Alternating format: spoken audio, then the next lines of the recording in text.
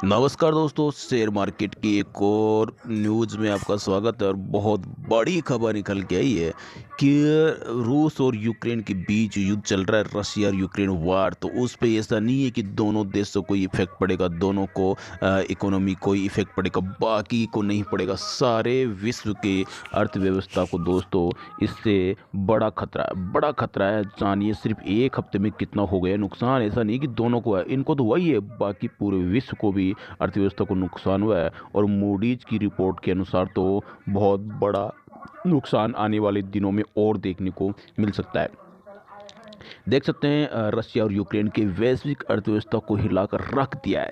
इस हमले में के जवाब में पश्चिमी देशों द्वारा रूस पर लगाए गए प्रतिबंधों से इस देश की करेंसी और वित्तीय संपत्तियां जर्जर हो गई है। साथ ही एनर्जी और फूड की कीमतों में भारी उछाल आ गया है। विश्व बैंक के आंकड़ों के अनुसार 1.5 लाख करोड़ डॉलर की रूस की अर्थव्यवस्था दुनिया की 11वीं सबसे बड़ी अर्थव्यवस्था है, जिसको सीज कर दिया है। लगभग बैन के माध्यम से काफ़ी ज़्यादा रुकावट यहाँ पे हो गई है, प्रतिबंध लगा दिया है।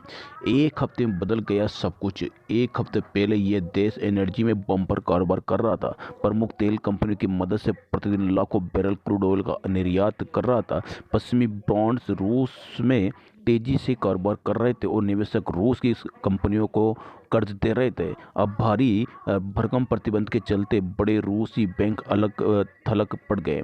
व्यापारी रूस के क्रूड ऑयल नहीं खरीद रहे हैं। पश्चिमी कंपनियां देश से बाहर निकल रही है या अपने कारोबार बंद कर रही है। रूसी शेयरों को वैश्विक सूचकांकों से बाहर कर दिया है, यानी कि उसका जो इंडेक्स है वो बंद ही कर दिया गया। फिलहाल इसका ग्लोबल इंडेक्स से बंद कर दिया है।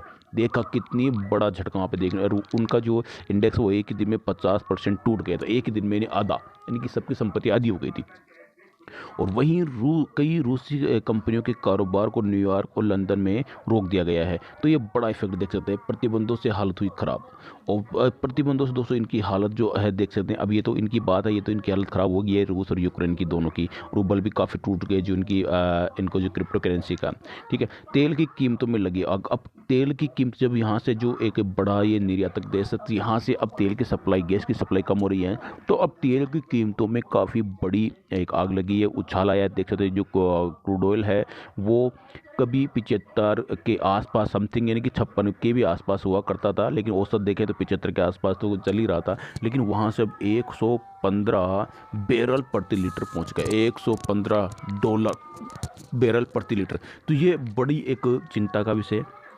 तो यहाँ पे दोस्तों इसी देख सकते हैं, यहाँ पे लिखा हुआ है एक, अभी 118 यहाँ पे आ गया है। देख सो 115 तक तो मैंने कल ही देखा था। आज की बात करते हैं, यहाँ पे $118 प्रति बैरल पे जा पहुंचा है। $118 प्रति बैरल पे जा पहुंचा है, जो बहुत ही, यानी कि सोचने का या मैं कहूँ आगे आने वाले संकट का विषय है। तो इसके चलते देख सकते हैं सारे देशों की अर्थव्यवस्था गड़बड़ा सकती है, क्योंकि ऐसा नहीं है कि कोई भी देश यहाँ पे सारे ये सब में सबके पास इलेक्ट्रॉनिक वाहन है। या इंडिया देख लीजिए, सबको तेल की ज़रूरत पड़ती है, पेट्रोल, डीजल और भी जो भी सारी इससे क्रूड ऑयल से बनती है, जो भी ऑयल्स बनते हैं, उन सभी की दोस्तों सभी को ज़रूरत पड़ती है। और ये महंगे पे महंगे होते जा रहे हैं, इससे अर्थव्यवस्था गड़बड़ा सकती है। तो बहुत 50 साल से अधिक साप्ताहिक उछाल, ये देख सकते 50 साल में सबसे अधिक, ये देख सकते 50 साल में ऐसा पहली बार ही हुआ है कि सबसे अधिक ये कमोडिटी के अंदर ये उछाल आया है। क्रूड ऑयल से लेकर एल्यूमिनियम और गेहूं की वैश्विक कीमतों में भारी तेजी आई है।